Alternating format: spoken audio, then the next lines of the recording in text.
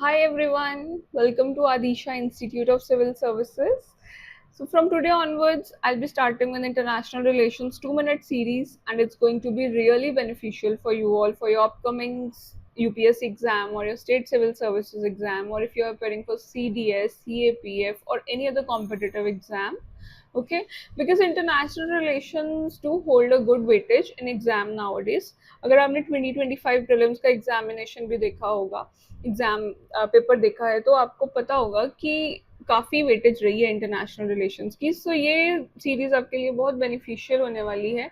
इसमें मैंने ऑलमोस्ट सारे ग्रुप्स को कवर किया है, सारी ऑर्गेनाइजेशंस को कवर किया है, beat military, beat nuclear, beat global, beat from middle east, beat from Europe. Every organisation has been covered, and that too बहुत छोटे छोटे क्लिप्स मैंने बनाए हैं। 5 5 मिनट्स 2 2 मिनट्स के क्लिप्स हैं, तो आपके लिए बहुत ईजी भी रहेगा। ऑल्सो मैं एक सजेशन देना चाहती हूँ, वो ये है कि आप प्लीज़ एक कॉपी पेन ले and do make a notes out of it, ताकि जब भी लास्ट डे हो तो आपके लिए जो है रिवाइज करना ईजी हो जाए। Okay, so without wasting any time I want to start, let's begin. Our first topic is going to be G4। अब नाम से ही पता लग रहा है भाई, 4 है तो ऑब्वियसली 4 कंट्रीज होंगी।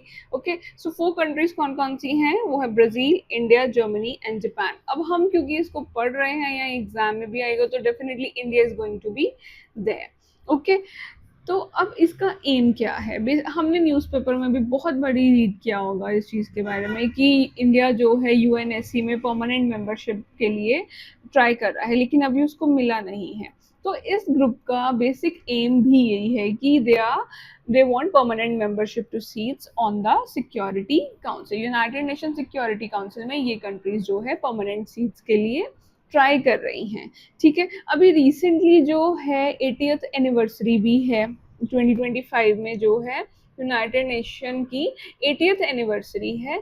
तो इसी वजह से रिफॉर्म्स के लिए काफ़ी सारे ग्रुप्स जो है डिमांड कर रहे हैं।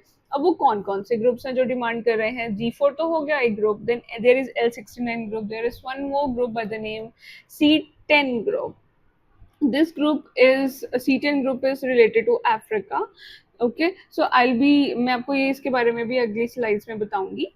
ठीक है, अब क्योंकि इतने ग्रुप्स हैं जो परमानेंट मेंबरशिप के लिए ट्राई कर रहे हैं, तो डेफिनेटली कुछ तो होगा जो इनको अपोज भी करेगा। So that group is uniting for consensus, that is coffee club. इसके बारे में भी हम आगे बढ़ते हैं। पहले हम L69 को देखते हैं कि L69 क्या है। अब L69 is group of 42 developing nations, and India is also a part of it. India, rather, it's a leading country in L69 group. अभी recently इनका first ever joint ministerial meeting हुआ था, जिसमें Minister of External Affairs ने participate किया था।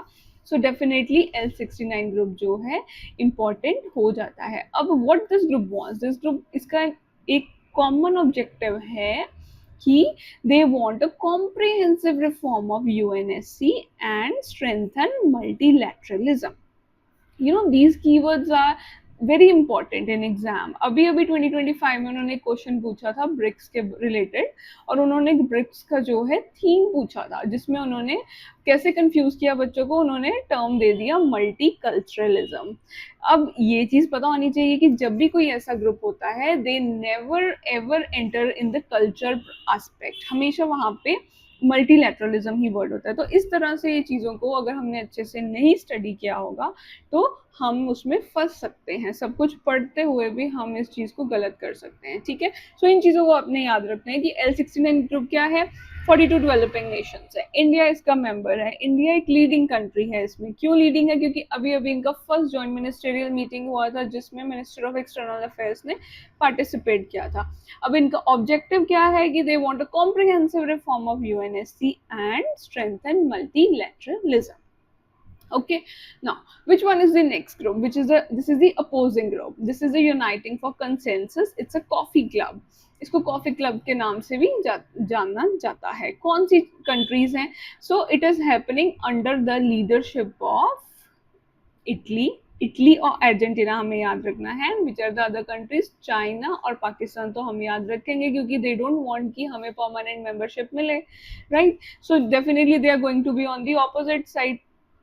So other two countries are Italy and China. So under their leadership, what are they doing is they countered the bid for permanent seats in United Nations Security Council जो G4 countries demand कर रही हैं. G4 countries कौन कौन सी हैं? Brazil, India, Germany and Japan. इस तरह से आपको ये जो है अच्छे से याद होता रहेगा अगर आप इसको इस तरह से रिवाइज करेंगे. ठीक है. Also I told you about one more third group that is C10 group.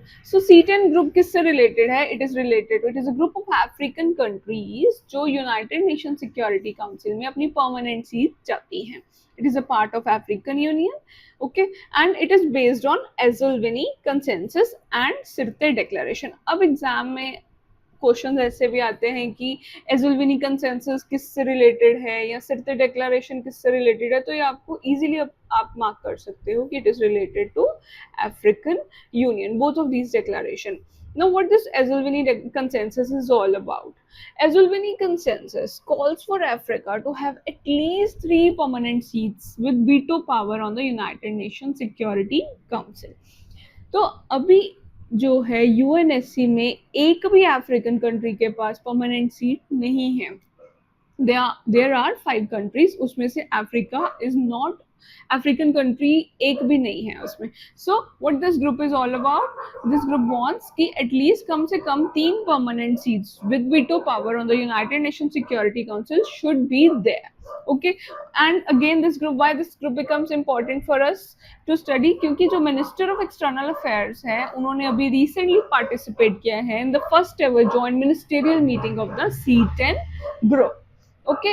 सो इसलिए ये ग्रुप भी हमारे लिए स्टडी करना जो है इम्पोर्टेंट है.